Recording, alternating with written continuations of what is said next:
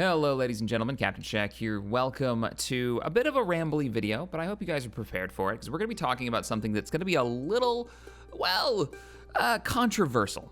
Atlas is a game that I find fascinating.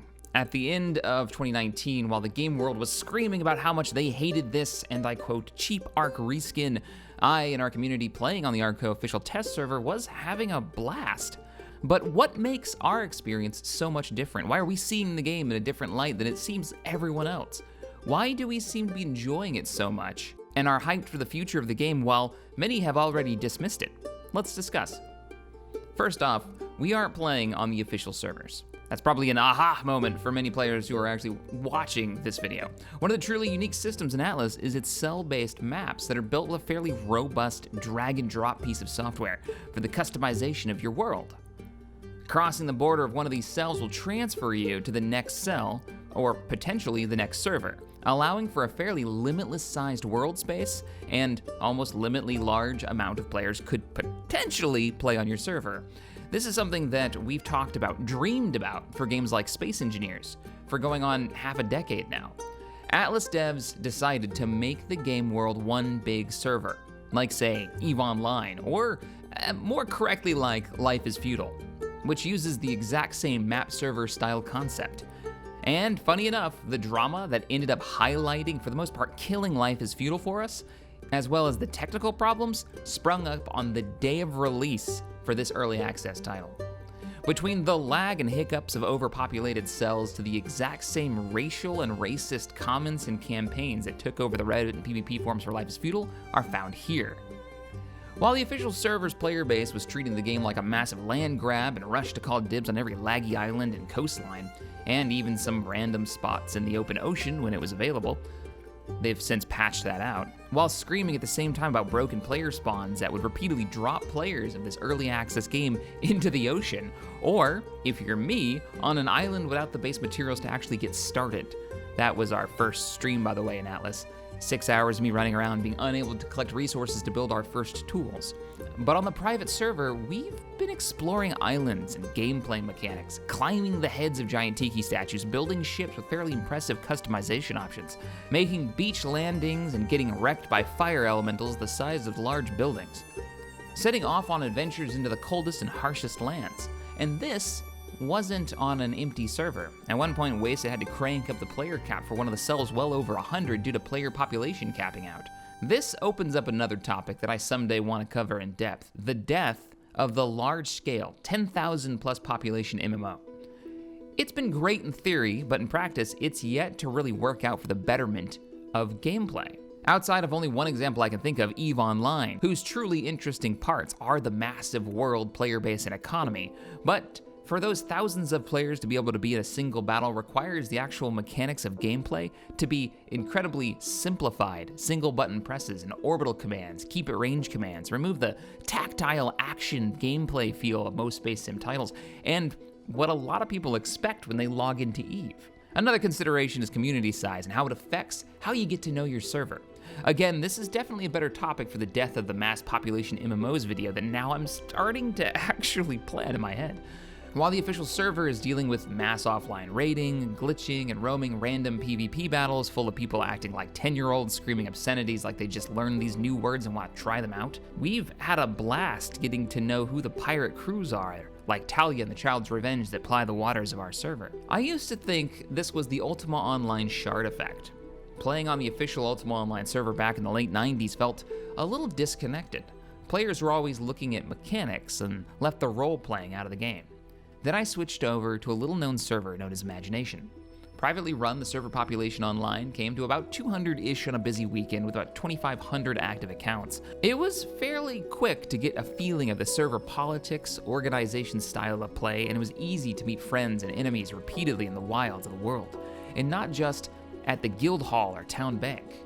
This meant I had a history of players that I was meeting and running into. It colored our interactions and made the world space feel far more alive. So what does this have to do with Atlas? I got the same feeling of a connected community while watching the ship the Rum Runner pass by my small tiki hut for the 4th time that day for about 3 days in a row. Its small sloop rig sail billowing as it made a downwind run tacking past my soon-to-be Shack's Bar and Grill base. I later find out that the ship was transporting supplies from one island to another, named metals like iron and copper that aren't found on my little island or the one next to me. The Rum Runner was making its way down to another cell in the south that had those options available. They'd bring them back and people would turn them into cannons and other equipment. Another example of this is the launching of the Sovereign on the server, the Armco test server's very first galleon. One of the quirks of the first test server was the population explosion of ships of the damned, NPC ships that were more monster than ship. Roaming the waters, attacking anyone they would see, the Sovereign was a portion of the server's community answer to that particular problem. With its 20-something guns per side, it could make short work of a passing damned vessel. It would later be one of the most recognizable ships on the server, in the world space.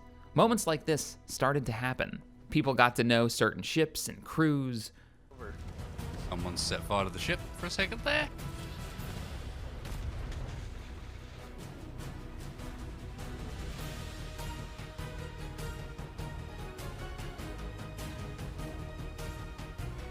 Boys, she looks like she's out maneuvering you. We can't turn when the gun ports are open. The endurance is... What is Shack here?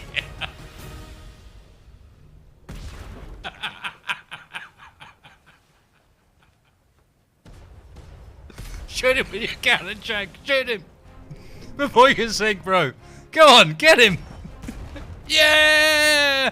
Now fucking get out of there. Run. Oh god. He's getting hammered. Move it, little Shack. And I can get some really cool shots with this.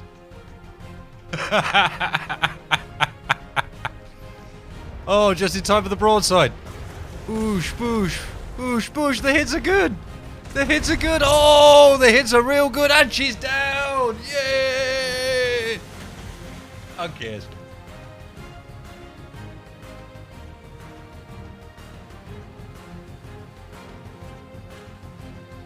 Who cares?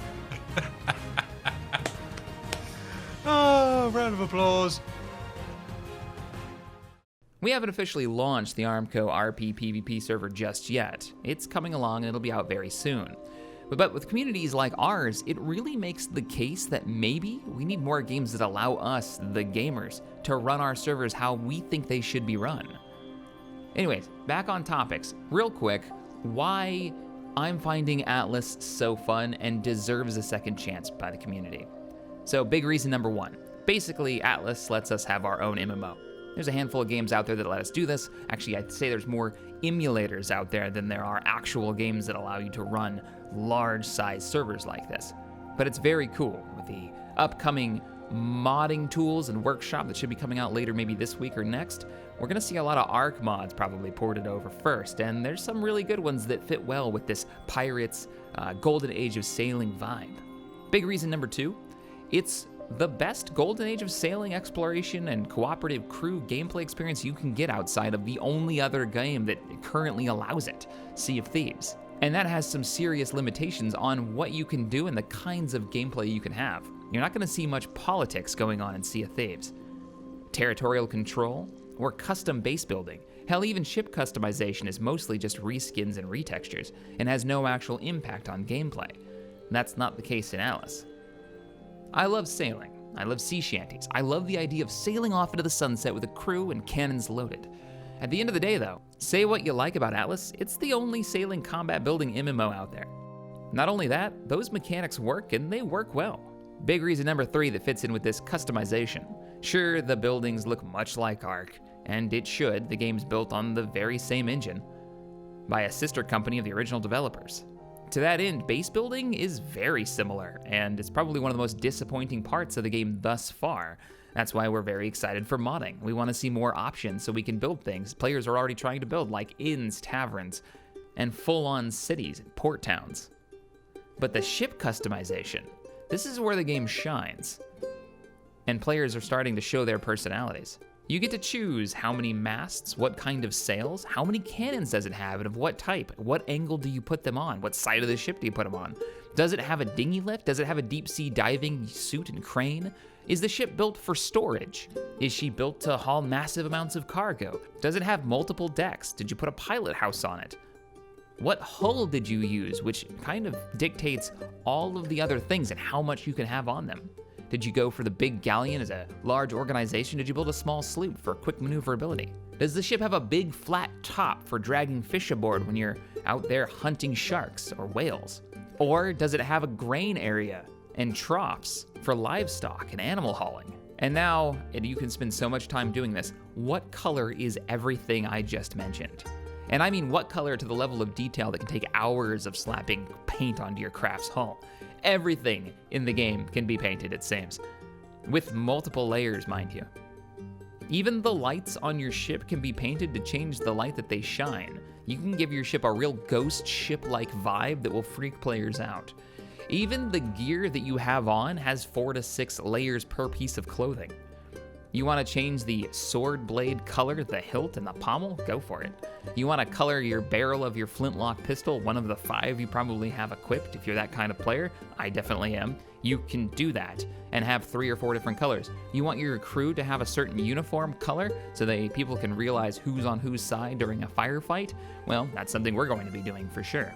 They even have custom sails that you can import into the game, images that you can free draw right in, straight onto canvas and painting, something very much akin to Arc Age that we really enjoyed. Player-made paintings you can put up on the wall. Painting and customizing decals on your sails and the claim flags that you put down really do give your empire and your faction a real custom vibe to it. We barely touched on fleet fighting and PvP, but from the little experience that I've gained from it so far, the fights feel chaotic in the best of ways. Working with your crew to keep your ship moving and firing at its best angle while at the same time trying desperately not to ram an enemy ship or a friendly ship who's just made attack to make their own pass. It's a constant, epic, gunpowder-filled struggle. My sad point is, many never arrived at this part of the game due to the bumpy early access nature of the launch and the insistence of running a massive official world.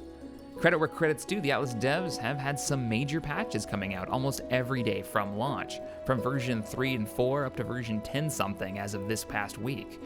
I'll be doing more videos as we get closer to opening up the official Armco PvP-RP servers, which will be open for the community for free, for fun. We just want players that are like-minded, that don't focus on ruining the fun for others as their only source of enjoyment. That's one of our biggest rules. Basically, don't be a dick is rule number 1 on the Discord and soon to be on the server. But we'll talk about that later as we get closer and closer to the official release. I look forward to discussing this game's continued development with you all in the future. Take care, fair seas, travelers.